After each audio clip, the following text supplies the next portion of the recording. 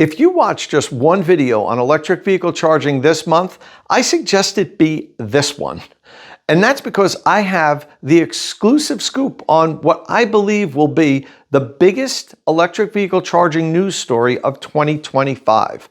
For the past few years, a very large retailer has been quietly planning and plotting its entrance into the industry. They've been testing equipment from different vendors. They've been testing site layouts, getting ready to announce to the world their intentions.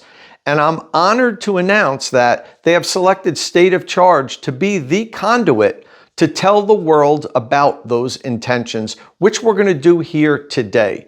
I'm going to be visiting one of their pilot sites, and I'm also going to be interviewing the company's general manager who's been tasked with overseeing the network's expansion. This is huge. Let's get into it.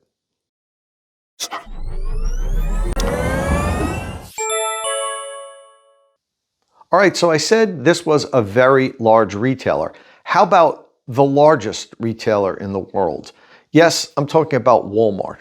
Walmart has decided that it's going to get into the EV charging game. And when a company like Walmart does something, it doesn't do it half-baked. We're talking about a company with about $650 billion in revenue last year. A company that has over 4,600 Walmart stores just in the US, and another 600 Sam's Clubs, which is a division of Walmart. So over 5,000 potential locations to install DC fast chargers. And two of the things that you really need when you're doing DC fast charging is money to do it, if Walmart has the cash, and locations. You know, all of the networks that are out there, Tesla, Electrify America, EVgo, Iona, the new Iona network, one of their biggest challenges is finding locations to put the chargers at. They've got to have land leases. They're in great locations, but the property owner will only give them 3 or 4 parking stalls. They have to share the parking with the other customers.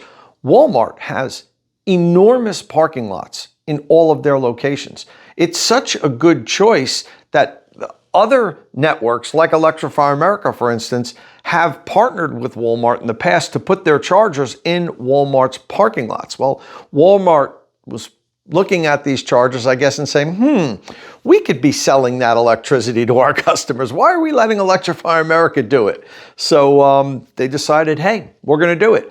And we're going to do it big.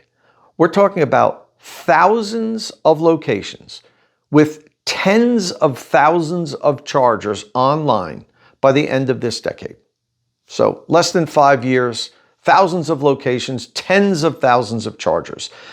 You know, I wouldn't expect Walmart to do it any other way. This is a huge company with tremendous resources. They don't do things half-baked. You don't get to be the largest retailer in the world by making poor decisions. So I'm going to hop on a plane tomorrow morning and fly down to Texas. I've rented a Hummer EV. I'm going to drive to the McKinney Supercenter. It's one of 3 pilot locations for Walmart charging centers. And I'm going to charge the Hummer there, check out the facilities, see what I can learn. But the big news is when I come back, I'm going to interview Happel, who's the general manager of Walmart's public EV charging network. And this is going to be the very first time that Walmart has spoken publicly in depth about its plans for public EV charging. I'll check in with you tomorrow when I'm on the ground in Texas. State of Charge is powered by Qmerit, North America's premier installer of electric vehicle charging equipment. After I've helped you decide which charger to buy, follow the link in the description of my videos and have Qmerit install it. And if you do follow that link, Qmerit will waive the $150 installation deposit. But this is an exclusive offer for State of Charge followers. So in order to get that offer, you must follow the link in the description of my videos. All right, so I've landed in the Lone Star State, and I am currently driving to the McKinney Walmart in a Hummer EV. It's actually a brand new Hummer EV that I rented on Turo. It still has the temp plates, has like 200 miles on it, and that's it. So brand new Hummer. Why rent a Hummer? Well, it is Texas. Everything's bigger in Texas, but that's not the only reason. Also because the Hummer can accept a lot of power at a DC fast charger, and the Walmart that I'm going to uses the Alpatronic HYC 400s, which are 400 kilowatt DC fast chargers. They can provide this guy with all the power that it's going to want. So we have a little fun watching the Hummer charge at its maximum rate for a little while. I specifically asked the owner of the vehicle if they could not charge the car for a day or two, and they obliged, and I have 8% battery now, and I still have 20 miles to go. Google Maps is saying I won't make it, but I know I'll make it. So I'll get there at a nice low state of charge, have some fun plugging in. From what I understand, as far as equipment, Walmart's, at least originally, going to be using the Alpatronic HYC 400s and also ABB's latest version of their high-power DC fast chargers. I don't have the specific model number yet. I think I know which one, but I'm going to wait till we do the interview.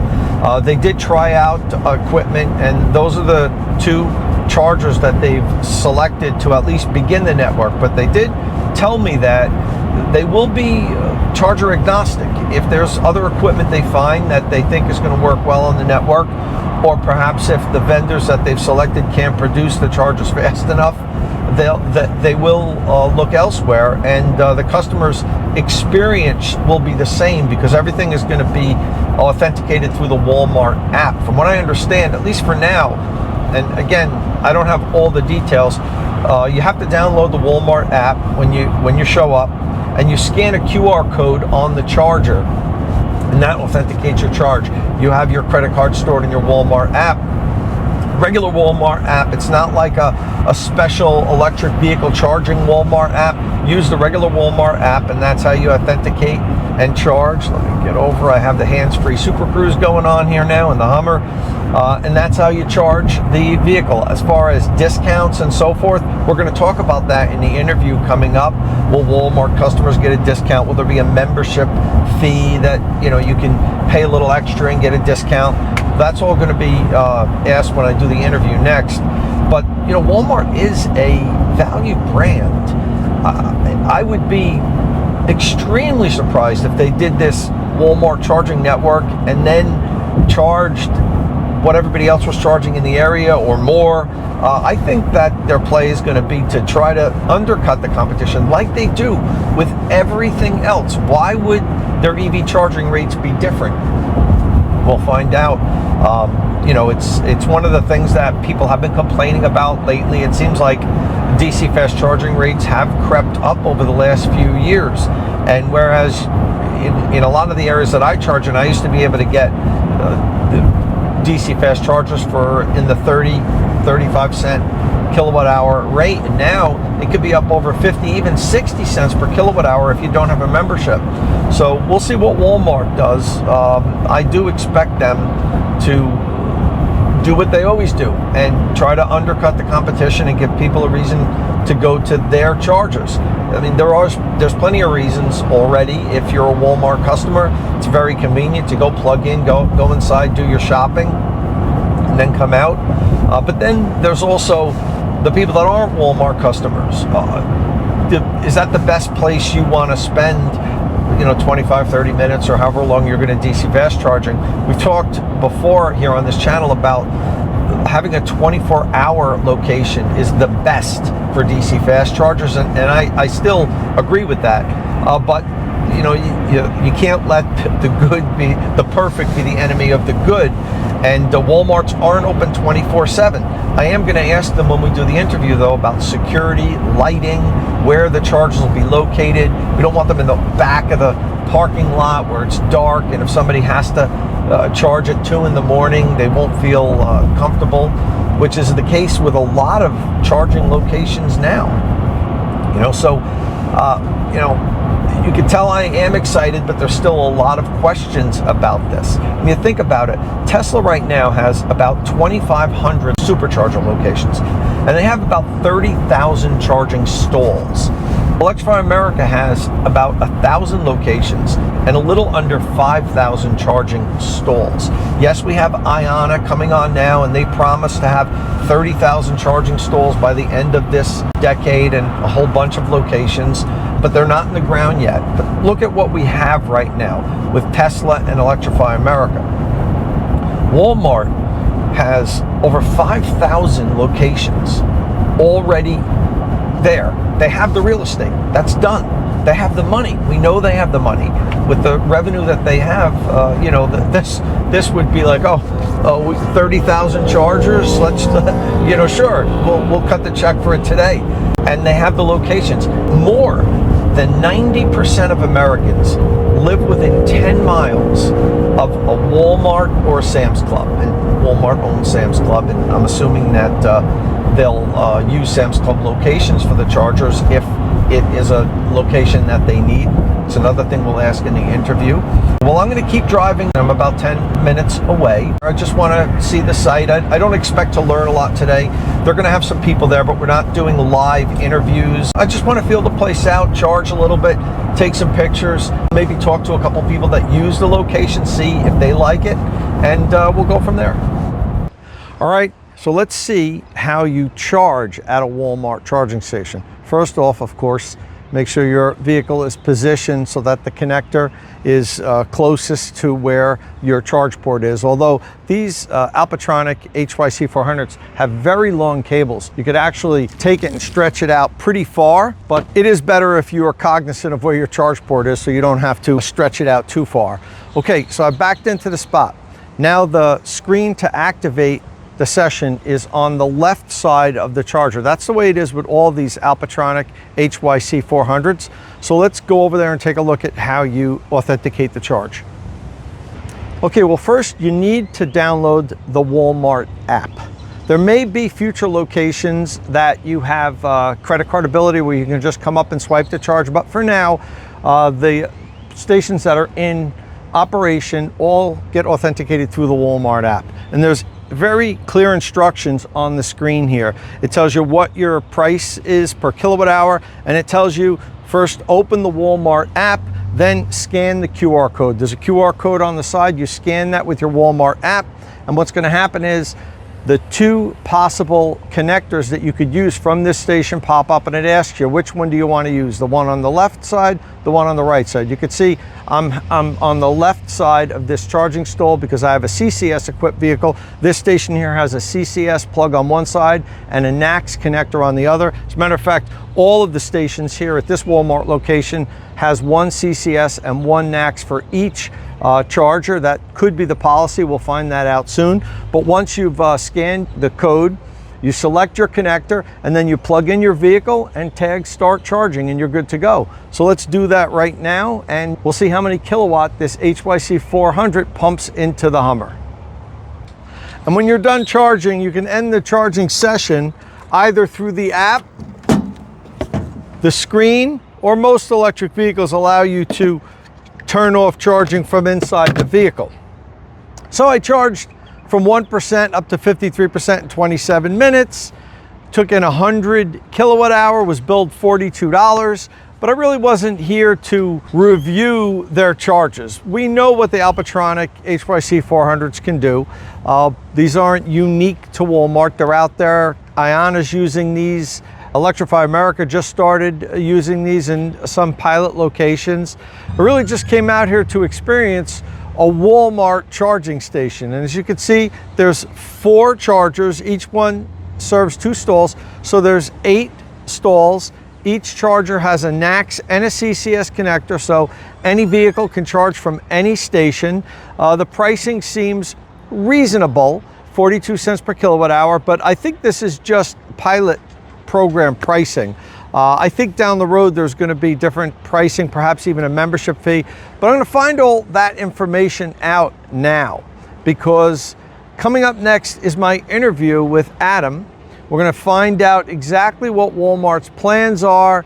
I've got a whole book full of questions for him, so let's get into it. Okay, well, I'm here today with Adam Happel. He's the General Manager of Retail EV Charging for Walmart. And Adam is not a newbie to electric vehicle charging. He actually was the vice president and the head of growth at EVgo for a while, and also the general manager of consumer energy and AC charging for Rivian for a few years. So I was happy to see that Adam wasn't just a Walmart regional manager that they plunked and said, hey, you're going to take care of EV charging here. Walmart went out and got somebody that knows his stuff, and that's good for Walmart, because this stuff isn't easy. EV charging is hard, and it's good to have somebody with experience. With that said, Adam, welcome to State of Charge. Thanks so much. I'm really happy to be here and excited to talk about what we're doing at Walmart.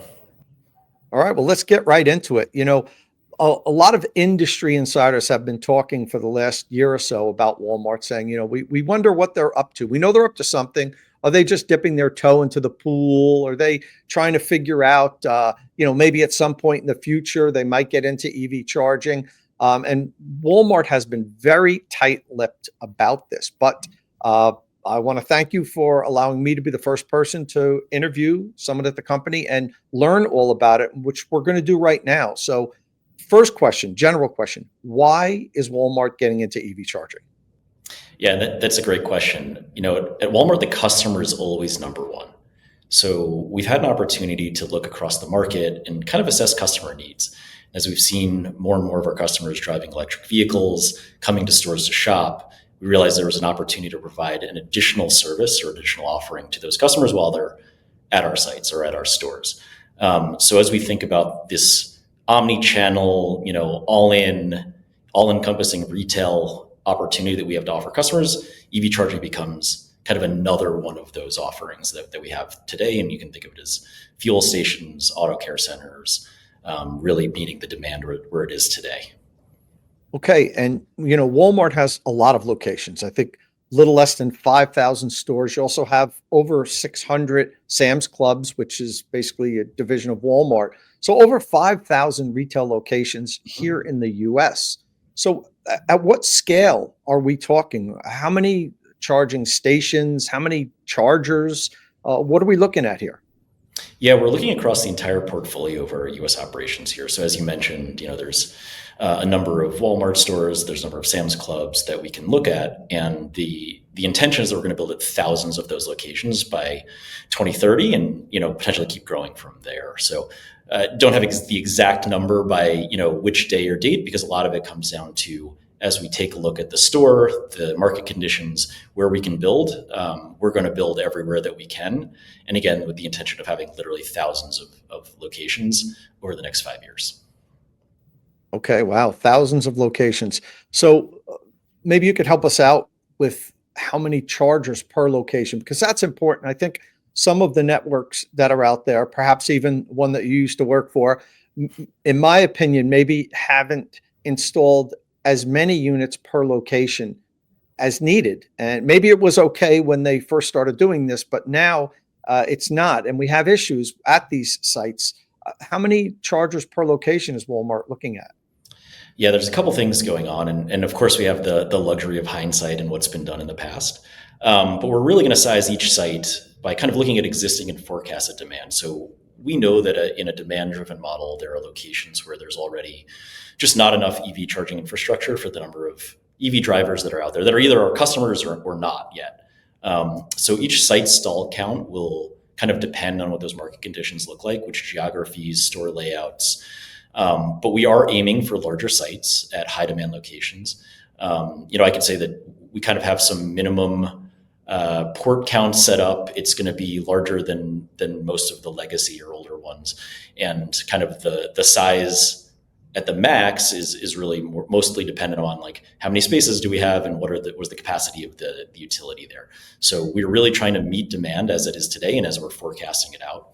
The nice thing about being not in the site host model where we own and operate these stations ourselves is that because of that, we can future proof, right? So we can run conduit so that if demand is higher than we'd forecast or grows faster than we thought, we can always plop additional chargers on site pretty easily because we've already done the pre-work there.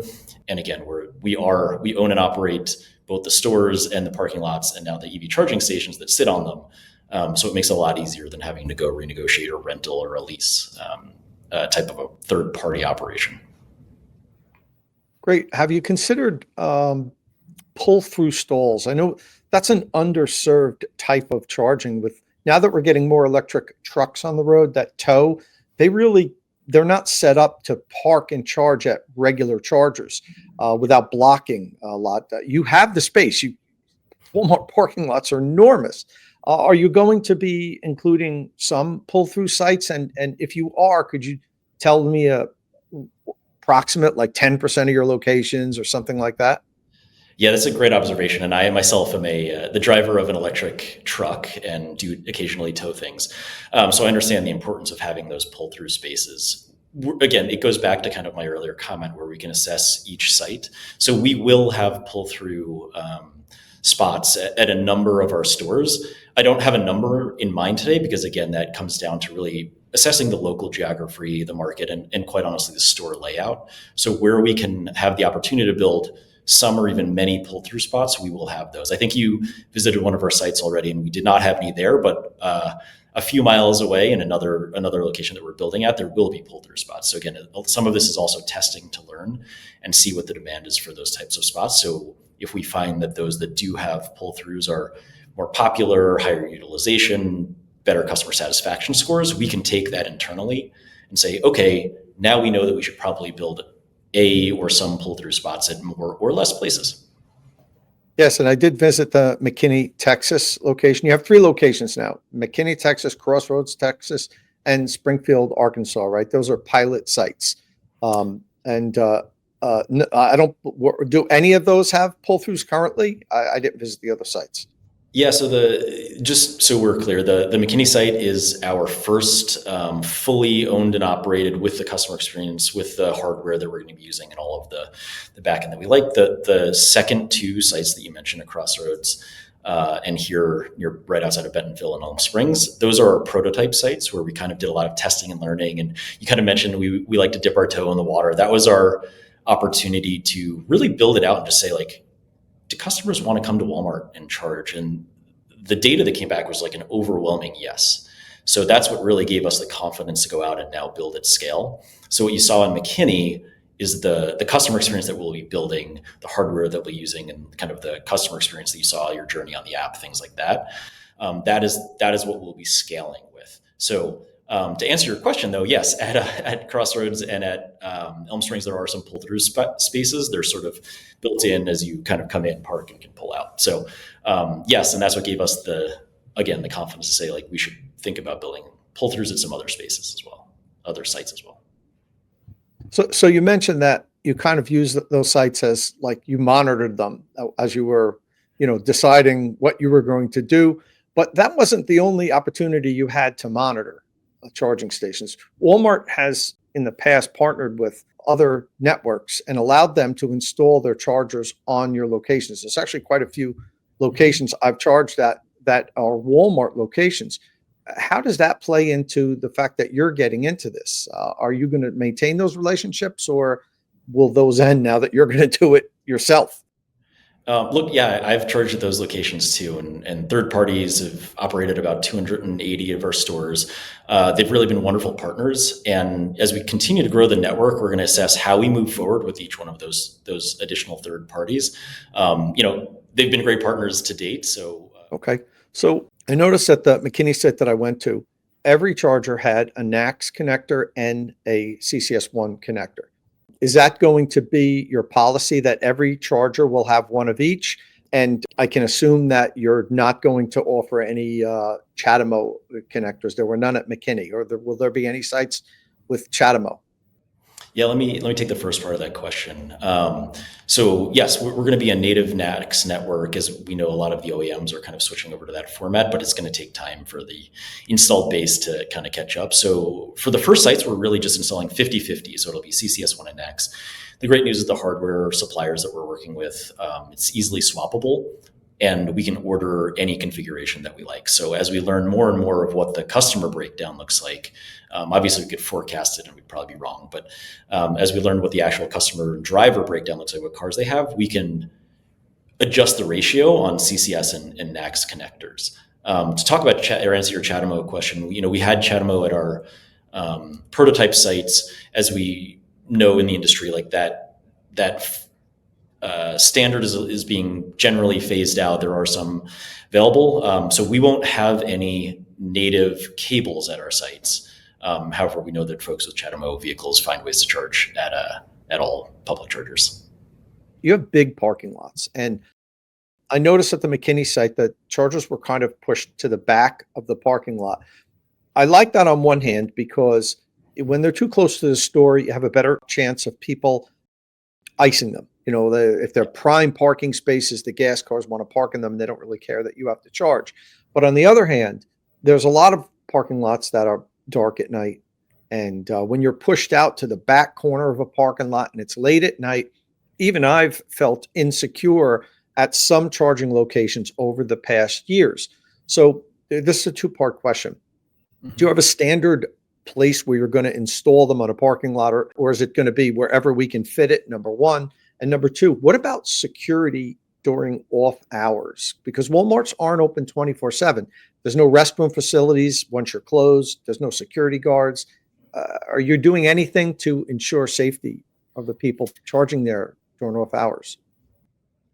Yeah, so that's a great question, Tom. So we are building sites and we're adhering to what we're internally just calling our golden principles and how we are designing and building all the sites at our stores. But as we know, anytime you're building or doing construction, there's a little bit of alchemy, even if you're using a golden principle. So the target that we have is to really have the stations front and center of the building. So oftentimes we've seen that we've learned from third-party operated models or site host models is, you're kind of pushed to the side or behind the building in those dark and scary places. Really, we want to be line of sight and easy walk directly to the vestibule or the door to the store, and aiming for, call it around 200 feet or so from that location. And that's twofold. One, it's because, we can create a good location where everybody knows, hey, it's going to be front of store about over here.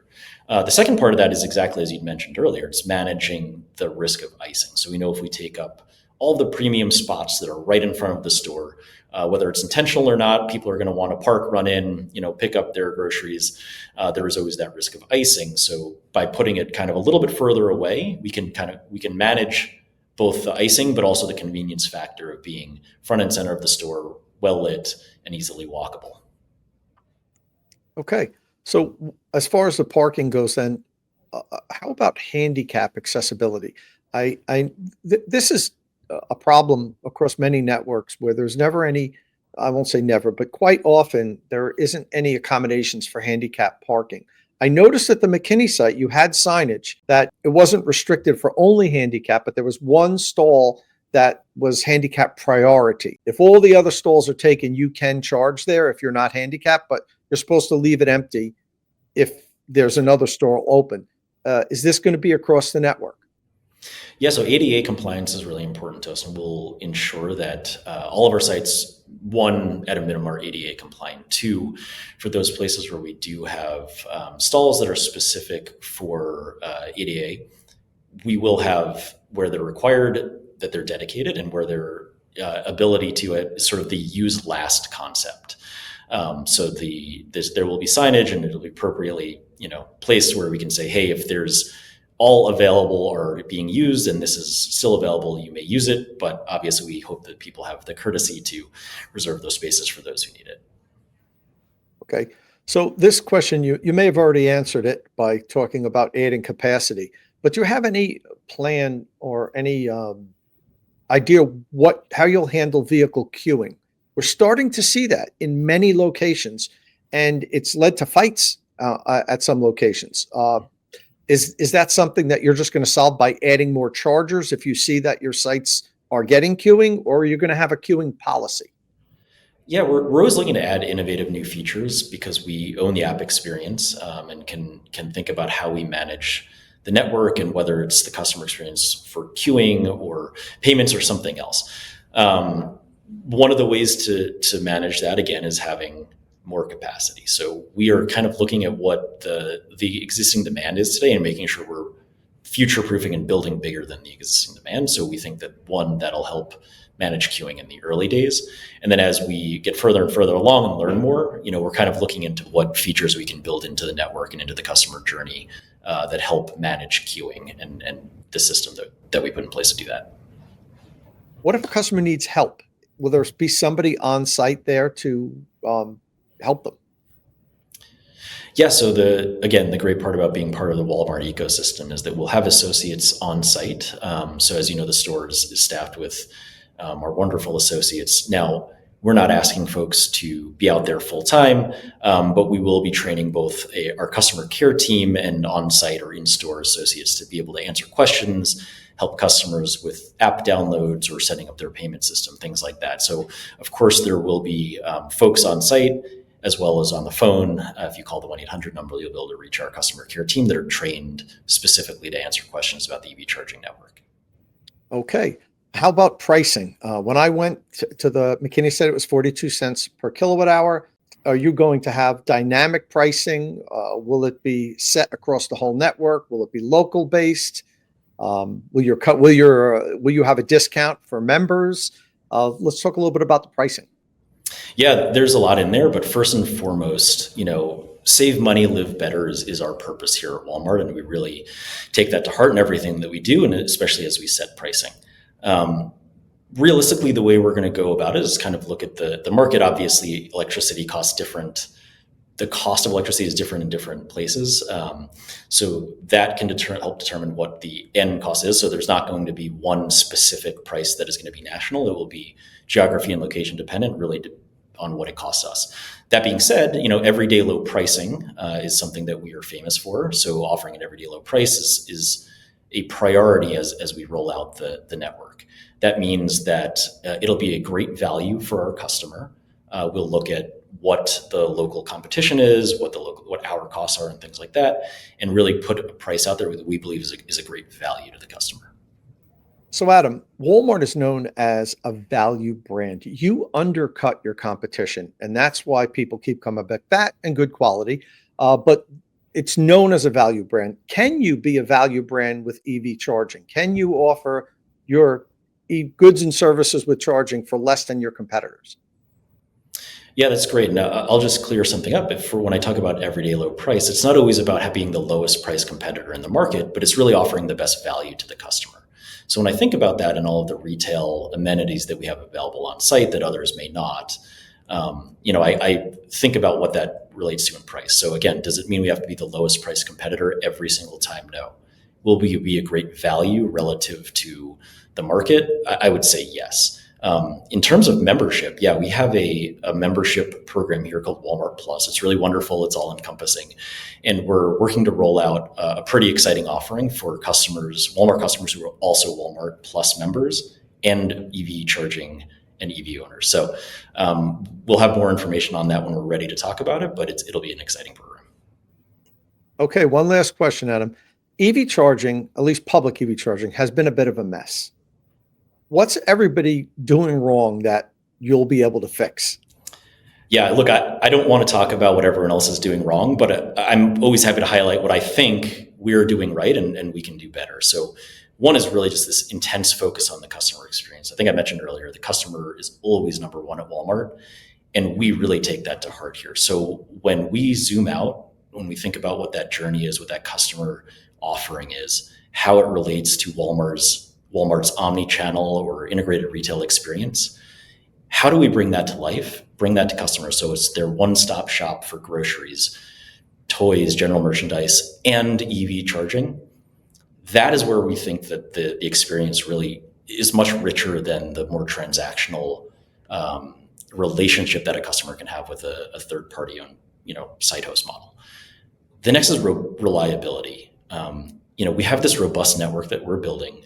We have Walmart associates leading the way. We have a dedicated EV charging team within the greater ecosystem, in addition to the millions of associates across our stores.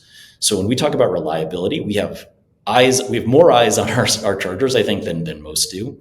And we have the resources to kind of pull into the existing operations that Walmart has to make sure the stores are running well. So when I think about reliability as a differentiator, I think that is going to be a core. And finally, the last piece is what we've just spent time talking about, which is that affordability play. So everyday low prices on EV charging and using our scale and ability to build quickly is going to be a differentiator that we have and that we own and really make us stand out in the marketplace. All right. Well, listen, Adam, thank you very much for coming on. I think the world will now have a clearer picture of what Walmart is up to. You're not just testing the waters anymore. You're going in deep. And this is good news for the EV community. Walmarts are everywhere. And if you are able to fulfill what we talked about here today, installing thousands of locations, most likely tens of thousands of chargers if you're doing thousands of locations, that's going to be a welcome addition to the EV charging infrastructure here in the US. And good luck with that. Thanks so much. And thank you for having me on. We look forward to having you charge at more of our stations. Oh, I will. I'd like to thank Adam once again for coming on State of Charge and for giving me the opportunity to have the very first in-depth interview about Walmart's EV charging plans. So what do you guys think? Thousands of locations, tens of thousands of DC fast chargers. And while we didn't get into it in the interview, these are going to be high-speed 400 kilowatt DC fast chargers. You saw in the video that at the McKinney site, they use the Alpatronic units. They're also going to be using 400 kilowatt ABB units to begin with. They could use other vendors. They said they're open to that, but they'll make sure that the user experience is consistent because authorizing the charge is going to be through the app. So they're almost said it didn't matter which equipment they use, the customer experience will be the same. Now, the devil's always in the details. Everything sounds great here, but how Walmart executes is really going to tell whether or not this is really a great network or not. But it's hard for me to imagine a company like Walmart not executing well on this. Now, I know there's going to be some detractors saying, you know, I don't want to sit in a Walmart parking lot and charge. There isn't a one silver bullet for EV charging. We need all different types of EV charging in all different types of locations. There's a big need for the quick serve restaurants along major corridors like Wawa, Sheetz, Come and Go. Those sites are open 24/7. You could always grab a bite to eat, a cup of coffee, use the restroom, even if you're charging at 3 in the morning. So we need those type of sites also. But these sites at a Walmart, for instance, I think is great for people that can't charge at home. Once a week, you can go to Walmart, do some grocery shopping, plug in. When you come out, you're nearly full and you're good for the week. So, you know, don't let the perfect be the enemy of the good. I understand that, and I've seen comments before of people saying, I don't want to sit in a Walmart parking lot and charge. That's fine. Go somewhere else. Walmart is going to serve a lot of people, and if they execute properly, a lot of people are going to be very happy to charge at Walmart. And it'll offer one-stop shopping where you can buy your groceries, do some other shopping, and also get your EV charged while you're there. And there's another thing that you need to consider. This is going to be unlike any other EV charging network that we have. And I don't necessarily mean that's going to make it the best one, but think of the advantage that Walmart has. None of the other networks own and operate a business on the site where the chargers are. All of the other networks, Tesla, Electrify America, EVgo, Iona, they have to locate their chargers in the parking lots of other businesses. So they're not there present. Well, Iona is going to have some sites where they're going to have people on site, but not nearly their whole network. But none of the other networks do. They find locations and put their chargers there. Walmart is on the location. Their stores are there, their managers are there, their employees are there. So if customers have a problem, they can go inside the store and talk to somebody. And they also can expand the charging area when they need to. If they find that 10 spots aren't enough, they can add 5 more spots or 6 more spots or 20 more spots, whatever. The other networks can't do that. They have to go back to the site host and say, could we add 6 more parking spaces, which happens very rarely. If you've been following the industry, very rarely do the networks go to the same location and expand it. It happens, but not that often. And I'm sure it's a problem with the site host giving them more parking spaces. That problem goes away with Walmart. And how about broken chargers? We've seen this across the networks, Tesla being the exception. They do an excellent job in getting their broken chargers up and working. But we've seen this with all of the other networks where chargers languish broken for months at a time. Now, imagine that happening at Walmart and the customers coming in every day and complaining to the store manager, you know, I can't plug in, there's 2 chargers that are broken.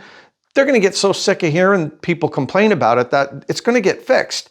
If it even waits that long, because they have people there on site, they're going to know immediately when a charger is malfunctioning. And I would think that they're going to get it fixed faster because they're not going to want to hear people complain. The other networks, the complaint is through the app. Somebody leaves a message and saying, hey, charger number 3 is broken. Please fix this ASAP. It's a little different than you going in the store and yelling at somebody because you can't plug in because 2 of the 4 chargers are broken. So I think that's a big advantage. The fact that they are on the property there with employees every day and you have somebody to talk to if you're having a problem or if a charger is broken to complain with. So this is a different type of charging station than what we've seen so far. And I'm really curious to see how this works out.